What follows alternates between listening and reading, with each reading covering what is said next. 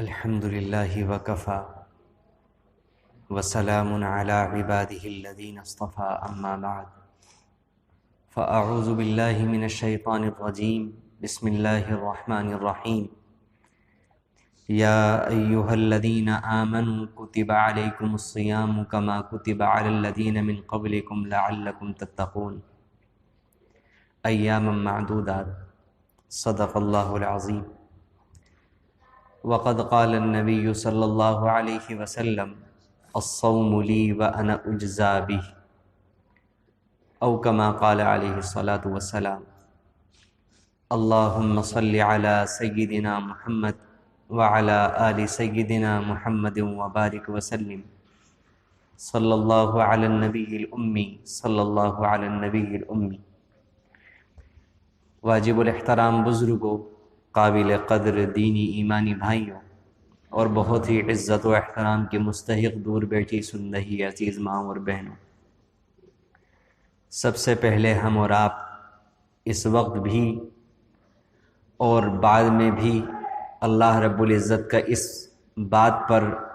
دل کی گہرائیوں سے شکریہ ادا کریں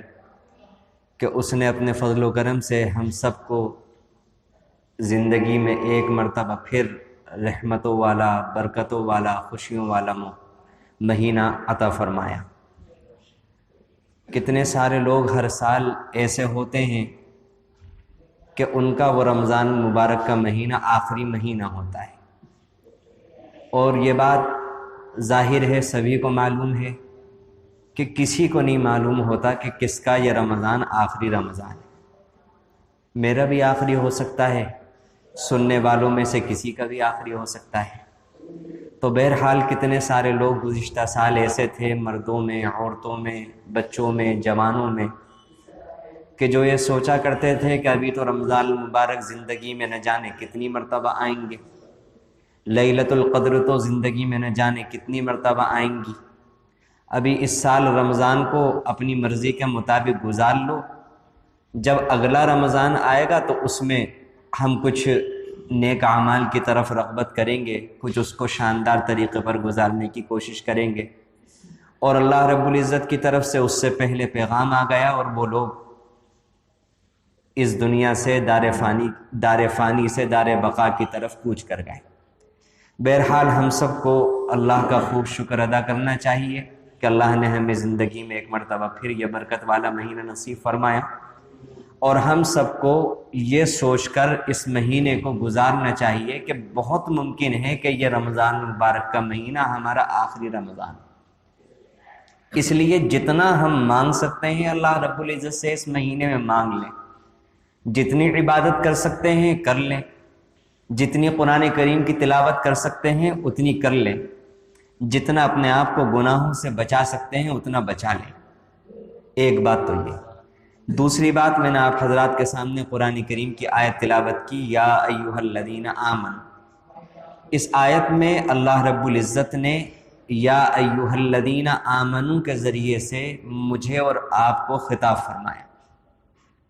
اس کو کس طرح سے سمجھے؟ علماء نے اس کی مثال لکھی کہ مثال کے طور پر کسی ملک کا بادشاہ کسی جھاڑو لگانے والے شخص کو براہ راست اپنے پاس بلائے اور کوئی بات کرے، تو اس شخص کے لیے جتنی خوشی کی بات ہوگی اس سے کروڑوں اربوں گنا زیادہ بڑھ کر ہم مسلمانوں کے لیے یہ خوشی کی بات ہے کہ اللہ نے براہ راست ہم سب کو ایمان والا کہہ کر مخاطب فرمائے۔ کیوں؟ کیونکہ وہ تو دونوں انسان ہیں، وہاں تو مناسبت ہے۔ ہمارے اندر اور اللہ کے درمیان کوئی مناسبت نہیں، وہ خالق ہے، ہم مخلوق ہیں، ہم بندے ہیں، وہ ہمارے آقا ہیں، وہ پیدا کرنے والے خالق ہیں، ان میں اور ہمارے درمیان اس اعتبار سے کیا مناسبت؟ لیکن اس کے باوجود رب العالمین نے اس امت کی اتنی عزت افزائی فرمائی ہے کہ قرآن کریم میں جگہ جگہ یا ایھا الذین آمنوا، یا ایھا الذین آمنوا، نبی علیہ الصلوۃ والسلام کا واسطہ بھی بیچ کے اندر نہیں رکھا، براہ راست خطاب فرمائے، اے ایمان والے۔ یہود کو اللہ تعالیٰ نے تورات میں ایک مرتبہ براہ راست خطاب فرمایا تھا، وہ اس پر اتنے خوش ہوئے کہ انہوں نے دعویٰ کر دیا نحن ابناء اللہ واحباؤہ، کہ ہم تو اللہ کے بیٹے ہیں، ہم تو اللہ کے محبوب ترین مخلوق ہیں۔ وقالوا لن تمسنا النار الا ایاما معدودہ، ہم تو جہنم میں جائیں گے نہیں، اور گئے تو صرف تھوڑے دن کے لیے جائیں گے۔ ایک مرتبہ خطاب کرنے پر وہ اتنے خوش ہوئے کہ غلط فہمیوں کا شکار ہو گئے۔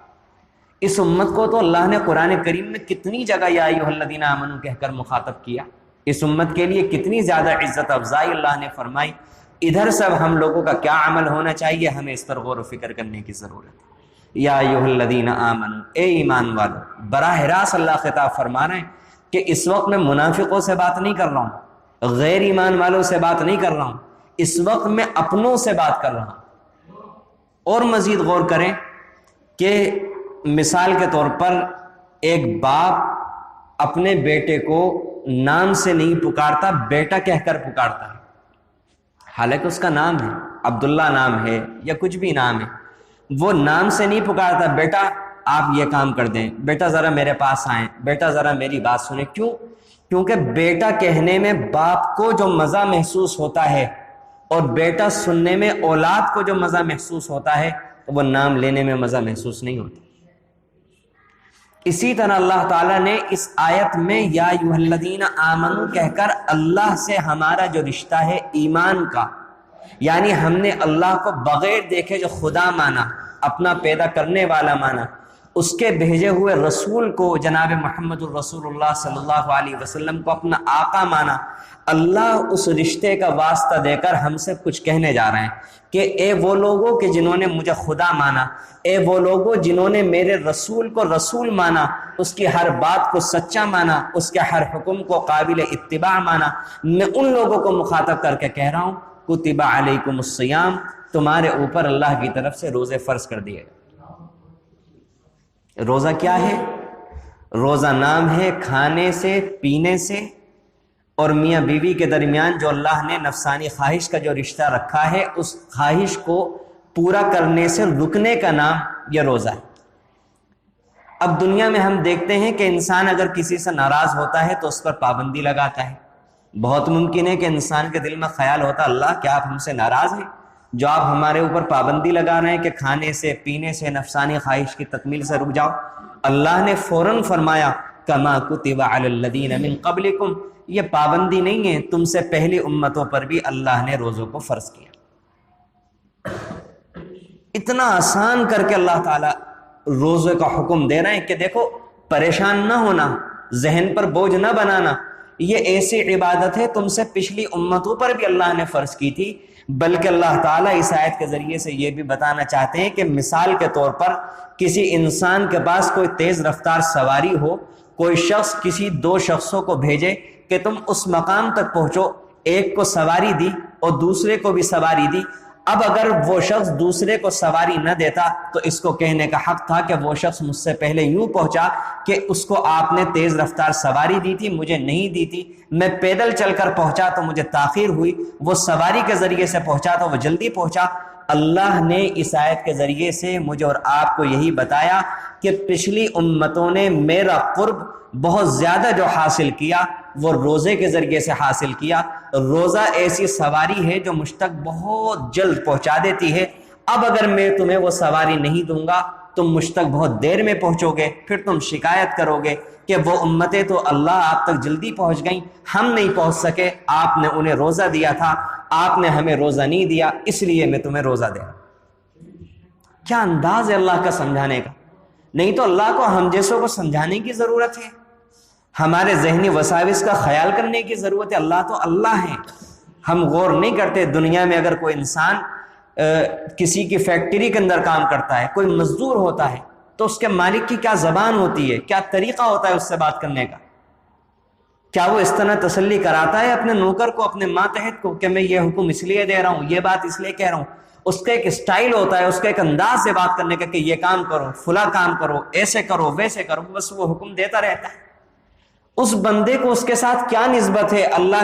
کیا حق ہے، لیکن آپ یہ دیکھیں کہ اللہ کے بندے کے ساتھ کیا نسبت ہے۔ وہ تو دونوں انسان ہیں، وقتی طور سے اللہ نے دونوں کے درمیان ایک معمولی سا فرق رکھ دیا ہے، وہ کبھی بھی ختم بھی ہو سکتا ہے، لیکن اس کے باوجود اس کے بات کرنے کا طریقہ کیا ہے۔ اور یہاں پر تو ایک مخلوق ہے، خالق ہے، ایک بندہ ہے، ایک اللہ ہے، ایک طرف مسجود ہے، ایک طرف ساجد ہے، کیا نسبت ہے، اس کے باوجود اللہ کتنے پیارے انداز میں، محبتوں کے انداز میں، بندو یہ روزہ تمہارے اوپر اس لیے فرض کیا گیا، تم سے پہلوں پر فرض کیا گیا۔ اللہ اس سے کیا ہوگا ہم روزہ رکھیں گے؟ لعلکم تتقون، بندو اس سے تم متقی بن جاؤ۔ اس بات پر یہ جو ٹکڑا ہے اس پر میں ابھی روشنی ڈالوں گا، اس سے پہلے اللہ کا انداز دیکھیں۔ اللہ فرماتے ایام معدودات، بندو گھبرانا نہیں، تھوڑے سے ہی تو روزے، اتنے سے ہی تو روزے۔ کیا انداز ہے اللہ کا، کیا انداز ہے اللہ کا۔ ہمارے حضرت رحمۃ اللہ علیہ اس کی مثال دیا کرتے تھے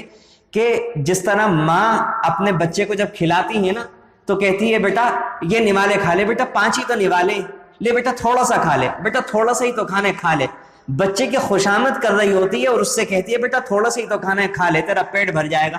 اللہ اس سے بھی زیادہ اچھے انداز میں، پیارے انداز میں ہم جیسے گنہگاروں کو مخاطب کر کے سمجھا رہے ہیں، بندو تھوڑے سے ہی تو ہیں، ایام معدودات، تھوڑے سے ہی تو روزے رکھ لو، تمہارا فائدہ ہو جائے گا۔ اللہ اکبر کبیرہ، اللہ اکبر کبیرہ۔ کوئی کیا سمجھے گا اللہ کے پیار کو، کوئی کیا سمجھا سکے گا اللہ کے انداز محبت کو۔ اللہ نے کس کس طریقے پر قرآن کریم میں ہم جیسے گنہگاروں کو روزہ رکھنے کی ترغیب دی۔ اس کے بعد فرمائیں اس سے کیا ہوگا؟ لعلکم تتقون، بندو تمہارے اندر تقوی پیدا ہو جائے گا۔ تقوی کیا ہے؟ تقوی یہ ہے کہ اللہ کے استحضار کی وجہ سے، یعنی اس بات کے یقین کی وجہ سے کہ مجھے میرا مالک، میرا اللہ دیکھ رہا ہے، اس کے خیال کی وجہ سے گناہ سے رک جانا، یہ تقوی کہلاتا ہے۔ تو اللہ تعالیٰ فرماتے ہیں کہ جب تم روزہ رکھو گے تو روزے سے تمہارے اندر تقوی پیدا ہوگا۔ کیسے پیدا ہوگا؟ اب آپ یہ دیکھیے کہ ہم جیسا ایک گئے سے گیا گزرا مسلمان، جس کا عام دنوں میں نمازوں کا کچھ نہیں پتا، سنتوں کا کچھ نہیں پتا، آنکھوں کی بد احتیاطی کا کچھ نہیں پتا، زبان کی بد احتیاطی کا کچھ نہیں پتا، کان کی بد احتیاطی کا کچھ نہیں پتا، پیٹ کے اندر کیسا لقمہ جا رہا ہے اس کی بد احتیاطی کا کچھ نہیں پتا، کچھ بھی نہیں معلوم، کچھ بھی زندگی ٹھیک نہیں گزر رہی ہے۔ لیکن وہی گیا سے گیا مسلمان جب رمضان المبارک کا مہینہ داخل ہوتا ہے اور اس میں وہ روزہ رکھتا ہے، غریب سے غریب مسلمان، نادار سے نادار مسلمان، بد سے بد عمل مسلمان، آپ اسے تنہائی کے اندر لے جائیں اور یہ کہیں یہاں کوئی نہیں دیکھ رہا ہے، گرمی کا موسم ہے، آپ تھکے ہوئے ہیں، پسینے سے شرابور ہیں، آپ کے 2 گھونٹ پانی کے پی لیجئے، یہاں کوئی نہیں دیکھ رہا ہے۔ کچھ بھی ہو جائے، گئے سے گیا مسلمان بھی 2 گھونٹ پانی پینے کی ہمت نہیں کرے گا اور یہ کہے گا کہ میرا اللہ مجھے دیکھ رہا ہے۔ کوئی دیکھ رہا ہے نہیں دیکھ رہا ہے، لیکن مجھے میرا اللہ دیکھ رہا ہے۔ کتنی مرتبہ روزے داروں کے ساتھ، میرے اور آپ کے ساتھ، سب کے ساتھ یہ اتفاق ہوتا ہے کہ ہم گھر کے اندر موجود ہوتے ہیں جب گرمیوں کے مہینے میں روزے ابھی تک آ رہے تھے، اس سال تو ابھی تک تو گرمی کا موسم نہیں ہے، تو انتہائی شدت کی گرمی لگ رہی ہے، حلق میں کانٹے پڑے ہوئے ہیں، بازار سے چل چلاتی دھوپ میں سے 3-4 گھنٹے مزدور پیشہ شخص، مزدور پیشہ مسلمان کام کر کے گھر کے اندر داخل ہو رہا ہے۔ گھر کے اندر فریج موجود ہے، فریج کے اندر ٹھنڈا پانی موجود ہے، گھر کے اندر کوئی دیکھنے والا موجود نہیں ہے، لیکن مجال ہے کہ دل میں انسان کے خیال آئے اور وہ یہ سوچے کہ میں پانی پی لوں اور اپنا روزہ توڑ لوں، کسی کو پتہ بھی نہیں چلے گا، شام میں سب کے ساتھ بیٹھ کے روزہ افطار کر لوں گا۔ آتا ہی نہیں خیال۔ یہی تو تقویٰ ہے، یہی تو تقویٰ ہے۔ اللہ تعالیٰ فرماتے ہیں کہ دیکھو رمضان المبارک کے مہینے میں تمہارے اندر یہ احساس پیدا ہو جاتا ہے کہ تم روزے کے اندر نہ کھانا کھاتے ہو نہ پانی پیتے ہو، نہ سب کے سامنے یہ کام کرتے ہو اور نہ جب تنہائی کے اندر ہوتے ہو اس وقت یہ کام کرتے ہو۔ اور اگر کوئی تم سے پوچھے کہ بھئی تم کیوں رکتے ہو تو تم یہ کہو گے کہ میرا اللہ مجھے دیکھ رہا ہے۔ تنہائی میں کیوں نہیں کھاتے پیتے؟ کہ کوئی بات نہیں، اگر تنہائی ہے تو کیا ہوا، اللہ سے تو تنہائی نہیں ہو سکتی، اللہ تو مجھے دیکھ رہا ہے۔ اللہ تعالیٰ یہ فرمانا چاہتے ہیں، یہ احساس پیدا کرنا چاہتے ہیں کہ بندے جب تو نے کھانے پینے کے معاملے میں رمضان المبارک کے مہینے میں اس خیال کو اپنے دل کے اندر جما لیا، بٹھا لیا، اتار لیا کہ میں کھانے پینے سے اس لیے رکا ہوا ہوں کہ میرا اللہ مجھے دیکھ رہا ہے، تو رمضان المبارک کے علاوہ باقی مہینوں میں جب تو کوئی گناہ کا کام کرتا ہے یا کوئی بندی کرتی ہے، اس وقت میرے بندے تجھے کیوں نہیں احساس ہوتا؟ اس وقت بھی تو اللہ دیکھ رہا ہوتا ہے۔ جو رمضان کے مہینے میں اللہ ہے وہ رمضان کے علاوہ باقی مہینوں میں بھی اللہ ہے. جو رب رمضان المبارک کے مہینے میں دیکھتا ہے وہی رب رمضان المبارک کے علاوہ باقی مہینوں میں بھی دیکھتا ہے. اللہ فرماتے ہیں بندو جب تم اس مہینے میں شرم کرتے ہو تو باقی مہینے میں بھی شرم کر لیا کرو. تو روزے سے تقوی یعنی وہ جو اللہ کا خیال اور اس خیال کو مد نظر رکھتے ہوئے انسان کھانے پینے سے اور جائز طریقے پر اپنی خواہش پوری کرنے سے رکتا ہے. اللہ فرماتے ہیں اس خیال کو، اس قلبی کیفیت کو بڑھاؤ روزے کے ذریعے سے، اس کو بڑھاؤ اور پوری زندگی کے اندر داخل کر دو. سال کے 12 مہینے رمضان سمیت اس کی پریکٹس کرو رمضان کے مہینے کے ذریعے سے، اور پھر بازار میں ایسے چلو جیسے اللہ چاہتے ہیں. قل للمؤمنین یغضوا من ابصارہم، اے نبی آپ مؤمنوں سے کہہ دیجئے کہ وہ بازار میں اپنی نگاہیں جھکا کر چلے. اب بازار میں نگاہ جھکا کر رمضان میں جب انسان چلے گا، اللہ تعالیٰ فرمانا چاہتے ہیں بندے تم کھانا کیوں نہیں کھا رہے ہو؟ اللہ دیکھ رہا ہے. تو پھر بازار میں چلتے ہوئے بھی تو اللہ دیکھ رہا ہے. تو وہاں پر ہم نگاہ نیچی رکھ کر چلیں. اور جب رمضان میں اللہ دیکھ رہا ہے تو کیا غیر رمضان میں اللہ نہیں دیکھتا؟ اللہ فرماتے ہیں اس رمضان کے مہینے کو غنیمت سمجھ کر جو استحضار اللہ نے محض اپنے فضل و کرم سے ہمارے اور آپ کے نہ چاہتے ہوئے بھی رمضان المبارک کے مہینے میں ہمارے قلب میں پیدا کر دیا ہے، اللہ فرماتے ہیں رمضان کے مہینے کے جانے سے پہلے اس خیال کو، اس استحضار کو اتنا بڑھاؤ کہ سال کے 11 مہینوں تک یہ باقی رہے حتیٰ کہ اگلا رمضان المبارک کا مہینہ آ جائے. یہ ہے رمضان کا مقصد. یہ رمضان المبارک کا مہینہ پورا ٹریننگ کورس ہے ہر مسلمان کے لیے کہ دیکھو سال کے 11 مہینے میں جو گناہ کر کے تم نے غلط دیکھا، تم نے غلط سنا، تم نے غلط بولا، تم غلط مجلسوں میں بیٹھے، تم نے نہ چاہتے ہوئے بھی مشتبہ لقمے کھا لیے، تمہیں پتہ بھی نہیں چل سکا. اس کی وجہ سے تمہاری روح جو گندی ہو گئی، تمہاری روح جو بیمار ہو گئی، تمہارے دل کے اوپر گناہ کے جو تالے پڑ گئے، ان سارے تالوں کو کھلوانے کے لیے، اس ساری گندگی کو دور کرنے کے لیے، ان نجاستوں سے غسل دینے کے لیے اللہ رب العزت نے رمضان المبارک کا مہینہ رکھا ہے کہ اس مہینے کو اگر صحیح طریقے پر گزار لو گے، روزے کا جو حق ہے اس حق کو ادا کر کے روزے کو رکھ لو گے تو دل پر گناہوں کے ذریعے جو تالے لگ گئے تھے وہ سارے تالے کھل جائیں گے. دل سے ظلمت اور سیاہی، گناہوں کی گندگی دور ہو جائے گی انشاءاللہ. علماء نے لکھا کہ روزے کا انسان کے پورے جسم کے اوپر حق ہے. یہ اس کو یوں سمجھ لیجئے کہ علماء نے اور آسان زبان کے اندر کہا کہ ایک روزہ ہے کھانے پینے سے اور نفسانی خواہش جائز طریقے سے پورا کرنے سے رکنے کا نام یہ روزہ ہے. لیکن ہم لوگ جو روزہ رکھتے ہیں وہ کھانے پینے سے تو رک جاتے ہیں، نفسانی خواہشات کے پورا کرنے سے تو رک جاتے ہیں. یعنی جو چیزیں آپ غور کیجئے، کھانا پینا اور نفسانی خواہش جائز طریقے پر پورا کرنا، یہ تینوں چیزیں ایسی ہیں جو جائز ہیں. یہ جائز ہے، کھانا پینا جائز ہے، نفسانی خواہش جائز طریقے پر پوری کرنا یہ جائز ہے. لیکن اللہ نے اس ماہ مبارک میں ہمیں کچھ دینے کے لیے، کچھ سکھانے کے لیے ان جائز طریقوں کو ایک متعینہ وقت کے لیے حرام کر دیا. لیکن جو چیزیں پہلے سے ہی حرام ہیں وہ کیا حلال ہو جائیں گی؟ وہ تو مزید حرمت کے اندر اور بڑھ جائیں گی، ان کے حرمت کے اندر اور شدت آ جائے گی. لیکن شیطان ہم لوگوں کو بہکاتا ہے اور ہم روزہ رکھ لیتے ہیں، کھانے پینے سے نفسانی خواہش کی تکمیل سے رک جاتے ہیں، لیکن زبان جھوٹ بول رہی ہوتی ہے،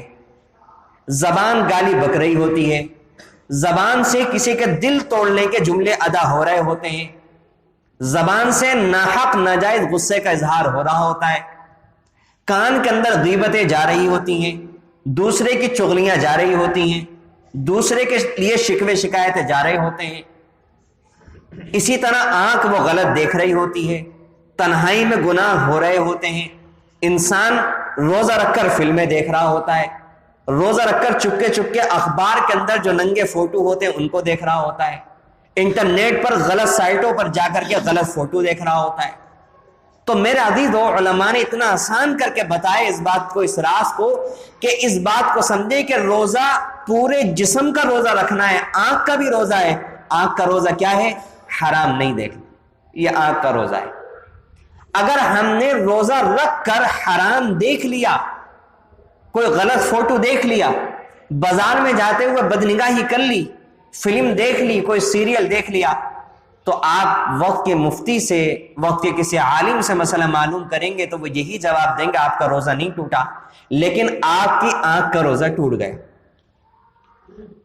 یعنی روزے کی جو برکت تھی، روزے کے ذریعے سے جو اثرات پیدا ہونے والے تھے ہماری طبیعت میں، اب نہ تو وہ برکت ملے گی، نہ وہ رحمت ملے گی، نہ وہ اثرات ہماری طبیعتوں پر مرتب ہو، اور ہوگا وہی کہ جیسے رمضان المبارک کا مہینہ جائے گا تو ہمارا اصلی رنگ نکل کر آئے گا، اور ہم جیسے پہلے بے نمازی تھے رمضان کے بعد بھی ویسے ہی بے نمازی رہ جائیں گے۔ رمضان سے پہلے جو ہمارے قلب کی جو کیفیت تھی، اللہ سے تعلق کی جو کیفیت تھی، رمضان آئے گا چلا جائے گا، ہمارے اللہ سے تعلق میں کوئی اضافہ نہیں ہوگا، جیسا پہلے تھا ویسے ہی رہ جائے گا۔ وجہ اس کی یہی ہے کہ ہم روزے کی پوری رعایت نہیں کر پاتے، اس کے آداب کا خیال نہیں رکھ پاتے۔ آنکھ خیانت کر رہی ہوتی ہے، کان خیانت کر رہے ہوتے ہیں، زبان خیانت کر رہی ہوتی ہے۔ اس لیے میرے عزیزو، ہمیں جہاں کھانے پینے سے نفسانی خواہش کی تکمیل سے رکنا ہے، وہیں اپنی آنکھ کا بھی روزہ رکھنا ہے، ہمیں کانوں کا بھی روزہ رکھنا ہے، زبان کا بھی روزہ رکھنا ہے، پیروں کا بھی روزہ رکھنا ہے۔ غلط مجلس میں نہیں جانا، غلط مجلس میں نہیں بیٹھنا۔ ایسے لوگ کہ جن کے پاس بیٹھ کر ہم گناہ کی بات سنیں گے یا گناہ کے لیے ہمارا دل آمادہ کرنے لگے گا، بچنا مشکل ہو جائے گا، ایسے لوگوں کے ساتھ ہمیں رمضان میں نہیں بیٹھنا۔ رمضان المبارک میں ہمیں اپنے سٹیٹس بہت اچھے لگانے ہیں۔ رمضان المبارک سے پہلے اگر ہمارے کسی بھی اکاؤنٹ سے، فیس بک اکاؤنٹ سے، انسٹاگرام کے اکاؤنٹ سے، کسی بھی اکاؤنٹ سے اگر کسی غلط پوسٹ کی تشہیر ہو چکی ہے، کوئی بھی فحش گانا ہمارے اس اکاؤنٹ سے شیئر ہو چکا ہے، تو میرے عزیز و قابل احترام بزرگ کو ہمیں پہلی فرصت کے اندر اپنے اکاؤنٹ سے اس فحش مواد کو، اس گندے مواد کو ہٹا دینا چاہیے۔ ہم خود بھی گناہ کر رہے ہیں اور دوسرے کے بھی گناہوں کا ذریعہ بن رہے ہیں۔ بہت صاف ستھری زندگی گزارے، نہ آنکھ گناہ کرے، نہ زبان گناہ کرے، نہ کان گناہ کرے، بہت صاف ستھرا۔ اگر ہم نے اس طریقے پر رمضان المبارک کو گزار لیا، پھر ہم یہ دیکھیں رمضان المبارک کے بارے میں حدیث میں آتا ہے کہ یہ پورے سال کا قلب ہے، دل ہے۔ اگر یہ صحیح ہو گیا، اگر رمضان المبارک کا مہینہ ہم نے صحیح گزار لیا، تو آپ یقین جانیے کہ پھر سال کے 11 مہینے ٹھیک گزر جائیں گے، اگر ہم نے روزے کو اس کے آداب کے ساتھ، اس کے آداب کی رعایت کرتے ہوئے گزار لیا۔ لیکن ہوتا کیا ہے، ہمارے بہت سے نوجوان اپنی نادانی میں، کم علمی میں، غلط فہمی کے نتیجے میں بیچارے رات میں وقت کاٹنے کے لیے، ٹائم پاس کرنے کے لیے کیا کرتے ہیں کہ رات کو گلیوں میں بیٹھ جاتے ہیں، موبائل دیکھنے لگتے ہیں، الٹی سیدھی ویڈیوز دیکھتے ہیں، یا کوئی گیم لے کر بیٹھ جاتے ہیں، کوئی کیرم کھیلنے لگتا ہے، کوئی لوڈو کھیلنے لگتا ہے، کوئی کچھ گیم کھیلنے لگتا ہے۔ تو میرے عزیزو، قابل احترام بزرگوں، میں نے شب برات میں بھی یہ بات بیان کی تھی، آج پھر عرض کر رہا ہوں کہ جو مہینے، جو دن، جو راتیں قابل احترام ہوتے ہیں، ان کے اندر گناہ کرنا اور زیادہ سنگین ہوتا ہے۔ یعنی مثال کے طور پر کسی بھی مسجد کی اگر کوئی مسلمان بے حرمتی کرے، سخت ترین گناہ ہے، لیکن اگر کوئی مسجد حرام کی بے حرمتی کرے تو وہ گناہ کتنا سنگین ہو جاتا ہے۔ اگر کوئی شخص پانی کے اندر پیشاب کرے، غلط بات ہے، لیکن اگر کوئی شخص آب زمزم کے ساتھ یہ حرکت کرے تو اس کے ایمان کے بھی چھن جانے کا اندیشہ ہے، کفر کا اندیشہ ہے۔ بالکل اسی طرح عام رات میں اگر کوئی شخص گانا دیکھے تو بہت بری بات ہے، یہ بھی حرام ہے، یہ بھی گناہ ہے، گناہ کبیرہ ہے۔ لیکن رمضان المبارک کی مقدس راتوں میں اگر کوئی گانا دیکھے گا، رمضان المبارک کے مقدس راتوں میں اگر گیم کی محفلیں سجیں گی، اگر ٹائم پاس کی یہ غیبتوں کی محفلیں سجیں گی، اگر چغلیوں کی محفلیں سجیں گی، یہ گالم گلوچ کی محفلیں سجیں گی، یہ اپنے گناہوں کے تذکرہ کرنے کی محفلیں سجیں گی، جس میں ایک دوست بتا رہا ہوگا کہ میں نے یہ گناہ کیا، دوسرا بتا رہا ہوگا میں نے یہ گناہ کیا، یہ جو گناہ کو فخریہ طور پر بیان کرنے کی محفلیں سجیں گی، میرے عزیزو آپ مجھے یہ بتائیں اس سے ہماری زندگیوں پر کیا اثرات آئیں گے؟ اس طریقے پر کیا ہماری زندگی میں رمضان المبارک کے اثرات پیدا ہو جائیں گے؟ کیا ہمیں رمضان المبارک کے رات میں برسنے والی رحمتیں مل سکیں گی؟ ہم سخت ترین درجے کے مجرم بن جائیں گے، سخت ترین درجے کے مجرم بن جائیں گے، بدترین درجے کے مجرم ہم بن رہے ہیں اپنی اس کم علمی کے نتیجے میں۔ ہم سے جو غلطیاں سرزد ہو رہی ہیں، اور شیطان نے بہکا رکھا ہے کہ ہم تو اچھا کام کر رہے ہیں، اگر ہم سو جائیں گے تو پھر ہماری صبح میں آنکھ نہیں کھلے گی، یہ ساری وہ باتیں ہیں کہ جو شیطان نے انسان کے دل میں اور دماغ کے اندر بٹھا دی ہیں، جن کا حقیقت سے کوئی لینا دینا نہیں ہے، بلکہ حقیقت یہ ہے کہ یہ ماہ مبارک اللہ نے اس امت کی ہر قسم کی غلطی، چاہے وہ اجتماعی ہو چاہے انفرادی ہو، کسی بھی قسم کی، چاہے وہ پوشیدہ گناہوں سے بچنے سے متعلق ہو چاہے کھلے ہوئے گناہوں سے بچنے سے متعلق ہو، انسان کسی بھی گناہ سے اگر بچنے کی عادت ڈالنا چاہے، اپنی کسی بھی غلطی کی اصلاح کرنا چاہے، تو اللہ نے اس کے لیے ماہ مبارک دیا، بہت آسان کر دیا اس ماہ مبارک میں، کیونکہ شیاطین کو قید کر دیا گیا، جنت کے دروازوں کو کھول دیا گیا، جہنم کے دروازوں کو بند کر دیا گیا۔ اب بھی اگر کوئی اپنی عادتیں نہ بدلنا چاہے، اب بھی اگر کوئی گناہوں سے نہیں بچ پا رہا ہے، تو وہ اس کی اپنی نفس کی خباثت ہے، اپنی کمی ہے۔ اللہ تعالیٰ جتنا کر سکتے تھے اللہ نے اتنا کر دیا۔ اب سال کے 11 مہینوں میں ہم فجر کی نمازیں مستقلاً چھوڑ رہے ہیں، وجہ اس کی یہ رات کو دیر تک جاگتے ہیں، تو ظاہری سی بات ہے کہ صبح کہاں سے اٹھیں گے۔ اب رمضان المبارک کے مہینے میں اگر کوئی انسان اپنی اس عادت کی بھی اصلاح کرنا چاہے، قیامت کے دن اگر انسان اللہ کو یہ جواب دے گا، اللہ میری آنکھ نہیں کھلتی تھی، یہ والا بہانہ اللہ کے یہاں بالکل قابل قبول نہیں ہوگا۔ اللہ فرمائیں گے تم پہ وقت پہ کیوں نہیں سوتے تھے؟ ہمارے یہاں تو اللہ کے نبی صلی اللہ علیہ وسلم کی تعلیم ہے، جیسے ہی عشاء کے بعد عشاء کی نماز ہو آپ فوراً سوئیں۔ کیوں جاگتے تھے بھائی رات کو؟ اور کیا آج کے زمانے میں ایسے لوگ نہیں پائے جاتے جو عشاء کے بعد فوراً سوتے ہیں؟ کیا آج کے زمانے میں کوئی بھی فجر کی نماز نہیں پڑھ پا رہا ہے؟ ایسا تو نہیں ہے۔ تو اپنی اس عادت کی اصلاح، کہ ہمیں رات میں نیند آنے لگے، صبح ہم بیدار ہونے لگے، اس عادت کی بھی اصلاح اس ماہ مبارک میں بہت آسانی سے ہو سکتی۔ کیوں؟ کیونکہ یہ جو تراویح کا نظام ہے، جب انسان 20 رکعتیں عام دنوں کے مقابلے میں زیادہ پڑھتا ہے تراویح کی،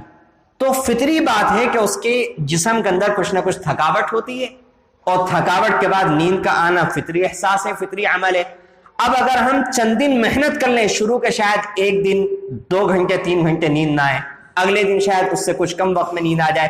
اگر 5-10 دن ہم گزار لیں گے تو ایسی عادت بن جائے گی کہ ادھر تراویح پوری ہوگی، ادھر ہمیں نیند آنی شروع ہو جائے گی، ادھر ہم بستر پر جا کر لیٹیں گے، ادھر ہمیں نیند آ جائے گی، اور صبح سحری تک، اب اس وقت اس سال اتنا وقت ہو رہا ہے کہ سحری تک اگر آپ اٹھیں گے تو آپ 5-5.5 گھنٹے سو چکے ہوں گے۔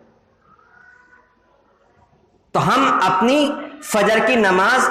آئندہ 11 مہینوں میں بہت آسانی سے پڑھ سکیں، اگر ہم اس کی عادت ڈالنا چاہیں تو اللہ نے بہت شاندار موقع دیا، اس وقت ہم اس کی اصلاح کر سکتے ہیں۔ تو اس لیے میرا عزیزو، قابل احترام بزرگوں، اس مہینے کے اندر جہاں ہمیں روزے رکھنے ہیں، تراویح پڑھنی ہے، یہ وہ چیزیں ہیں کہ الحمدللہ ہر مسلمان اس کو بڑھ چڑھ کر اس چیز کے اندر حصہ لینے کی کوشش کرتا ہے، لیکن چوک گناہوں سے بچنے کے اندر ہو جاتی۔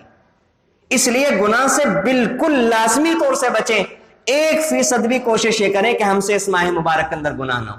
1% بھی اس ماہ مبارک کے اندر گناہ نہ ہو۔ گھر میں درخواست کریں اپنے گھر کے لوگوں سے کہ ٹی وی کو بالکل بند کر دیں۔ ہم دیکھا کرتے تھے اب سے چند سالوں پہلے کہ گھروں میں ٹی وی کا ایک پردہ ہوا کرتا تھا، اور جب رمضان المبارک کا مہینہ آتا تھا تو اس ٹی وی کے اوپر وہ پردہ پورے مہینے کے لیے ڈال دیا جاتا۔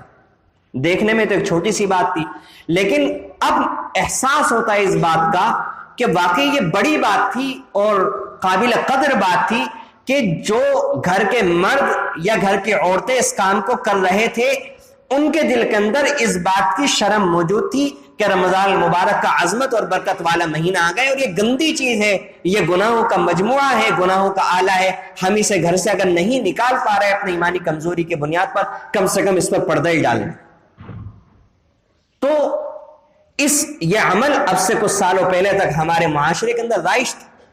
تو اس عمل کو دوبارہ زندہ کرنے کی ضرورت ہے۔ آج ہم رمضان المبارک کے مہینے کے اندر خاص طور سے مرد حضرات توجہ دیں، کیونکہ وہی اس کا بل ادا کر رہے ہیں۔ دیکھ گھر کے باقی سب افراد رہے ہیں، گناہ سے لطف اندوز وہ سارے کے سارے افراد ہو رہے ہیں، لیکن سب کا ملا کر گناہ اس شخص کے اوپر آ رہا ہے جو اس کا بل ادا کر رہا ہے، گناہ ان کو بھی مل رہا ہے۔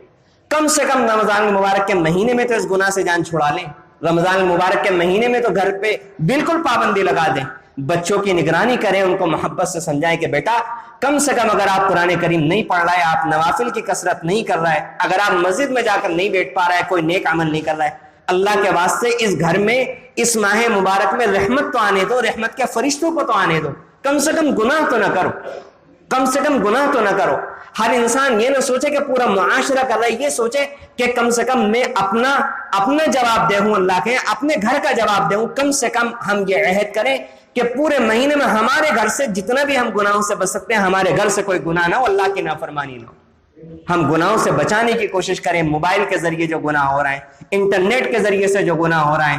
ٹی وی کے ذریعے سے جو گناہ ہو رہا ہے، ہمارے بچوں کے اکاؤنٹس کے ذریعے سے جو گناہ ہو رہا ہے، ان پر ہم روک لگانے کی کوشش کریں۔ اسی طرح ایک بات یہ ذہن کے اندر آتی ہے کہ ہمارے وہ بھائی کہ جنہوں نے اب تک غفلت کی وجہ سے یا ایمانی کمزوری کی وجہ سے یا اس طرف مکمل طریقہ پر توجہ نہ ہونے کی وجہ سے ابھی تک اپنے چہرے پر سنت نہیں سجائی ہوئی ہے، خدا کے لیے میں بہت عاجزی کے ساتھ اپنے ان بھائیوں سے، قابل احترام بزرگوں سے، نوجوانوں سے یہ گزارش کر رہا ہوں کہ خدا کے لیے اس مہینے میں ذرا ہمت سے کام لیں، اور کم سے کم اس مہینے میں یہ عہد کر لیں کہ اس مہینے میں ہم اس گناہ کو نہیں کریں، تاکہ کم سے کم اس مہینے میں جب اللہ کے سامنے ہم تراویح میں ہوں، جب لیلۃ القدر کی مبارک ساعتیں ہوں اور ہمارے ہاتھ اللہ کے سامنے اٹھے ہوئے ہوں، تو اس وقت یہ وجہ نہ بن جائے، یہ رکاوٹ نہ بن جائے ہماری دعا کی قبولیت میں۔ اور آگے اللہ تعالیٰ جیسا موقع بنائیں گے اور جیسا ہوگا، دعا تو یہی ہے کہ اللہ تعالیٰ پوری زندگی کے لیے توفیق دے دے، لیکن کم سے کم میری درخواست ہے کہ اس مبارک مہینے میں کم سے کم اس بدترین گناہ کو ہم انجام نہ دیں، کم سے کم اس ماہ مبارک میں اس کا احترام کو مد نظر رکھتے ہوئے آپ اس کام کو کریں۔ واقعی بہت زیادہ اگر ہم نے اس کام کو کیا تو ہماری زندگی میں برکتیں آئیں گی، رحمتیں آئیں گی۔ پوری گفتگو کا اور پورے بیان کا خلاصہ اور مقصد آج کی گفتگو کا جو میرا ہے وہ یہ ہے کہ اس مہینے کے اندر ذکر، اذکار اور نوافل، تہجد کی پابندی، یہ ساری چیزیں اپنی جگہ بہت مبارک ہیں، لیکن اس سے بڑھ کر یہ ہے کہ ہم چھوٹے بڑے ہر قسم کے گناہ سے اپنے آپ کو بچانے کی فکر کریں۔ اگر ہم نے اپنے آپ کو گناہوں سے بچا کر اس مہینے کو گزار لیا پورا، اور ہم نے کوئی نفل نہیں کیا، کوئی ذکر اذکار نہیں کیا، کوئی قرآن کی تلاوت نہیں کی، تو یہ شخص یقیناً اس سے بڑھ کر ہے کہ جو شخص یہ نفلی کام کر رہا ہے لیکن ساتھ ساتھ گناہ بھی کر رہا ہے۔ اصل چیز جس سے اللہ کی رضا حاصل ہوتی ہے وہ گناہوں سے بچنے سے ہوتی ہے۔ نفلی کام کا درجہ گناہوں سے بچنے کے بعد ہے۔ ہم لوگ نفلی کام تو اہتمام سے کر لیتے ہیں لیکن گناہوں سے نہیں بچتے، اس لیے ہم گناہوں سے بچنے کا اہتمام کریں، اور اس ماہ مبارک کے اندر ہم کوشش یہ کریں کہ نمازوں کو اس طریقے پر ادا کریں کہ پہلے کی سنتیں پہلے ہوں، اور نماز جب ہم ادا کریں، جب ہماری نماز شروع ہو رہی ہو تو اس وقت جب امام صاحب اللہ اکبر کہہ رہے ہوں تو اس وقت ہم مسجد میں پہلے سے موجود ہوں، یعنی تکبیر اولیٰ کی پابندی کے ساتھ۔ اسی طرح مسجد میں کچھ وقت پہلے آ جائیں۔ اگر قرآن کریم پڑھنا جانتے ہیں تو قرآن کریم کی تلاوت کریں، سب سے افضل ذکر ہے۔ اگر قرآن کریم نہیں پڑھ سکتے تو قرآن کریم کی جو صورتیں چند ہمیں یاد ہیں، سورہ اخلاص یاد ہے، قل اعوذ برب الفلق یاد ہے، قل اعوذ برب الناس، اسی کا ورد کرتے رہیں، اسی کو بار بار دہراتے رہیں۔ اگر کچھ زیادہ پہلے آ جائیں اور اس کو بار بار پڑھتے ہوئے اکتاہٹ ہو رہی ہے تو درود شریف پڑھ لیں، لا الہ الا اللہ پڑھ لیں، تیسرا کلمہ پڑھ لیں۔ غرض یہ کہ زیادہ سے زیادہ وقت کوشش یہ کریں کہ کاروبار سے اور گھریلو مسائل، گھریلو ضروریات کو پوری کرنے کے بعد جتنا وقت ہم فارغ کر سکتے ہیں تنہائی میں کچھ وقت گزارنے کی ضرور کوشش کریں، اور تہجد کا اہتمام کریں، کیونکہ سال کے باقی مہینوں میں تو ہم پہلے سے اٹھ نہیں پاتے۔ اس مہینے میں رمضان المبارک کی برکت سے پہلے جب اٹھا ہی رہے اللہ تعالیٰ تو پھر 2-4 نفل جتنی بھی اللہ تعالیٰ توفیق دے رمضان المبارک کے مہینے میں ہم اس سے فائدہ اٹھائیں، تہجد پڑھیں، پھر اللہ سے دعا کریں۔ اسی طرح افطاری کے وقت بھی ہم دعا کریں، وہ بھی قبولیت دعا کا وقت ہوتا ہے۔ اور یہ جو میں نے عمل بتایا کہ تنہائی میں بیٹھیں، یہ تنہائی اختیار کرنا نہایت ضروری ہے۔ اللہ کے نبی صلی اللہ علیہ وسلم کو قرآن کریم میں حکم دیا گیا، فَإِذَا فَرَغْتَ فَانصَبْ، جب آپ فارغ ہو جائیں، کس چیز سے فارغ ہو جائیں؟ آپ کیا کیا کرتے تھے؟ آپ کوئی بازاروں میں جایا کرتے تھے؟ آپ کیا بزنس اور کاروبار کیا کرتے تھے؟ جب آپ یعنی دین کے کاموں سے فارغ ہو جائیں، اللہ نے حکم فرمایا پھر آپ تنہائی میں کھڑے ہو جائیں اللہ کے سامنے نماز کے لیے۔ کیوں؟ کیونکہ اللہ کے نبی صلی اللہ علیہ وسلم نے فرمایا کہ میں اللہ سے دن میں 100 مرتبہ استغفار کرتا ہوں۔ کیوں؟ اللہ کے نبی صلی اللہ علیہ وسلم نے فرمایا کیونکہ میرے دل پر غبار آ جاتا ہے۔ غبار کیوں آ جاتا ہے؟ لوگوں سے ملنے کی وجہ سے اللہ کے نبی صلی اللہ علیہ وسلم کے دل پر جو غبار آیا کرتا تھا، آپ فرمایا کرتے تھے میں اس وجہ سے استغفار کرتا ہوں۔ آپ غور کریں، جب اللہ کے نبی صلی اللہ علیہ وسلم کی یہ کیفیت ہے کہ آپ کو حکم دیا جا رہا ہے کہ آپ تنہائی میں بیٹھ کر اپنے دل کو ویسا کرنے کی کوشش کریں، مزید چمکانے کی کوشش کریں، فن سب کھڑے ہو جائیں اللہ کے سامنے، تو پھر ہم جیسے اور آپ جیسے لوگوں کے لیے کیا حکم ہوگا؟ اسی لیے حضرت مولانا الیاس صاحب رحمۃ اللہ علیہ فرمایا کرتے تھے، ان کا بڑا مشہور مقولہ ہے کہ جب وہ کسی اجتماع سے آیا کرتے تھے تو ان کا عمل یہ تھا کہ وہ یا تو خانقاہ رائے پور جایا کرتے تھے یا پھر اپنی مسجد میں معتکف ہوا کرتے تھے، اور فرمایا کرتے تھے لوگوں سے میل جول کے نتیجے میں میرے دل کے اوپر جو غبار آ جاتا ہے تو اس لیے میں خانقاہ رائے پور جا کر اپنے دل کو چمکاتا ہوں، یا پھر معتکف ہو کر اعتکاف کی حالت میں جب بیٹھتا ہوں تو جب میرا دل پہلے جیسا ہوتا ہے پھر اس کے بعد میں آگے کے کام شروع کرتا ہوں۔ اس لیے اس عمل کو جب ہم کریں گے، تنہائی میں بیٹھیں گے، اپنی زندگی کو سوچیں گے کہ ہم نے اب تک کیا کیا، کتنی قبر کی تیاری کی، کل اللہ کو جو جواب دینا ہے کس طرح جواب دے سکیں گے، قبر میں کیا بنے گا، نمازیں کتنی باقی ہیں، تو پھر ہمارے اندر احساس پیدا ہوگا کہ اب ہمیں آگے کیسے زندگی گزارنی ہے۔ یہ تنہائی بہت ضروری ہے، اس لیے اللہ رب العزت سے دعا ہے کہ اللہ رب العزت ہمیں اس ماہ مبارک میں گناہوں سے بچنے کی بھرپور ہمت اور توفیق عطا فرمائے، گناہوں سے بچنا آسان فرمائے، بھرپور طریقے پر اللہ رب العزت اس مہینے کی رحمتوں اور برکتوں سے ہمیں مستفید ہونے کی توفیق عطا فرمائے۔ آمین، وآخر دعوانا الحمدللہ رب العالمین۔